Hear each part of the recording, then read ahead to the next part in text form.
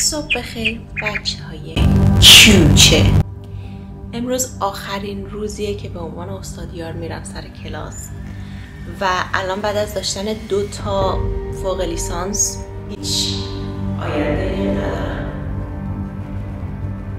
ولی یه چیز باحال دارم نشونتون بدم. به اینا میگن فلای ترپ. خیلی باحاله. یه آنتنای حساسی داره که به حشرات وقتی میرن میشینن توش حساسن و یهویی بسته میشه و متاسفانه هیچ حشره‌ای ندارم فعلا بهشون بدم. این یکی دیگه خیلی گرسنه‌ست، دیگه خیلی دهنش بازه. چقدر بانمکه، خیلی بانمکه، دوستش دارم. میخوام وقت بذارم، زمان بذارم روش، میخوام بزرگش کنم و تربیتش کنم اون آدمایی که دوست ندارم و بخوره. آره حواست باشه. یه علاقه‌ای که فرشید جدیداً پیدا کرده و داره دهنمون رو باهاش سرویس میکنه آهنگ کانتریه. آهنگ کانتری یعنی کشوره؟ آهنگ کشوری. I was doing for myself for the first time in a long time till I bumped into some of your friends over there talking to mine moving high in summertime in my whole world hit me like a hurricane.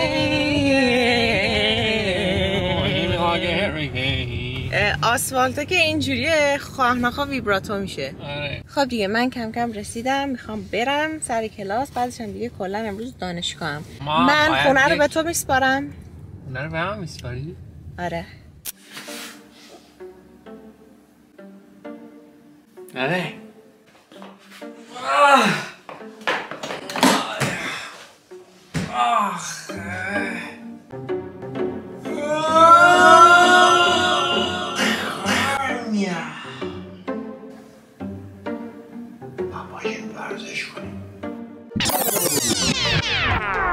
چقدر ورزش کنیم؟ من نمیخوام که آرنولد بشم، من میخوام ورزش کنم که سالم بشم.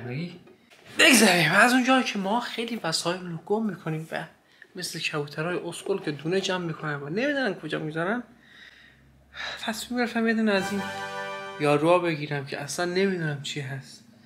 4 تا توش داره، 4 تا قرصه. میکنم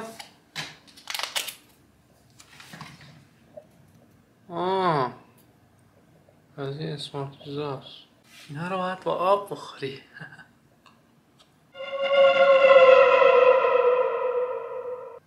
آیه کیوچه، اومدم براتون یه نمورکی حرف بزنم و شاید یه ذره بورینگ باشه حرفایی که میخوام بزنم، ولی واقعا حرفایی که 2-3 سال تو دلمه.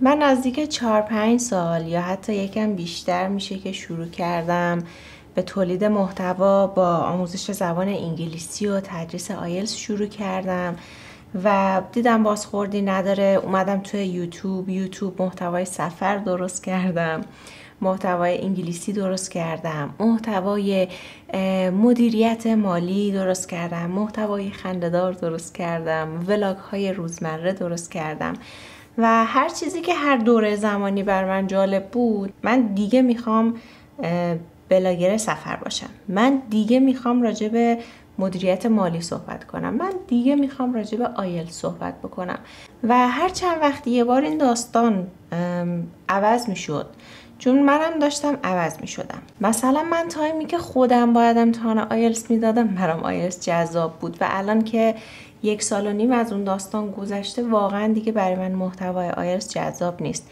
یا یه تایمی مسئولیت‌های خیلی کمی داشتم، میتونستم سفر برم و اون تایم برای من سفر خیلی جذاب بود، ولی الان توی یه چیزی هستم که نمیتونم رها کنم، نمیتونم راحت سفر برم با اینکه دوست دارم.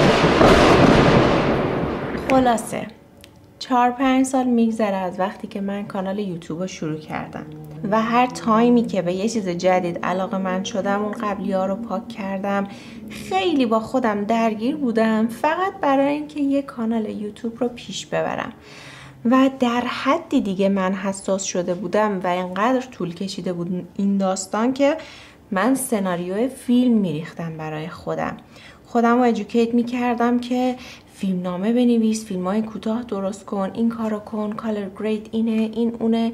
خیلی داشتم توی جزئیات خورد میشدم و شبا نمیخوابیدم و خیلی زیادی از خودم توقع داشتم. یعنی منی که یک نفره تمام کارهای یه ویدیو رو میکنم انتظار داشتم فیلم سینمایی نولان ازش بیاد بیرون.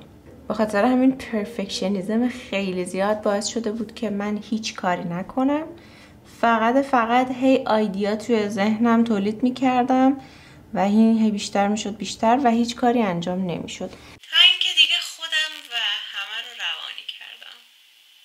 خلاصه here I am، ما اینجاییم and I'm far from perfect. خیلی از اون پرفکتی که مد نظرمه دورم، ولی این کاریه که از دست من برمیاد که به صورت روزانه بتونم انجام بدم و دوست دارم امشب با خودم به یه صلح برسم که عیبی نداشت، تو هم چند سال پیش دوست داشتی این کارو بکنی اون کارو بکنی و زندگی وقتی تو رو توی جریانهای جدید قرار میده چیزهای جدیدتری هم برای تو جذاب میشه. خلاصه بالاخره با اینکه بسیار سخته I'm letting go دارم رها میکنم از اون حسی که باید پرفکت باشه. این محتوا به درد نمیخوره، من نمیخوام عامه باشم، من نمیخوام تمومه، من دیگه نمیتونم و این کاریه که روزمره از من برمیاد.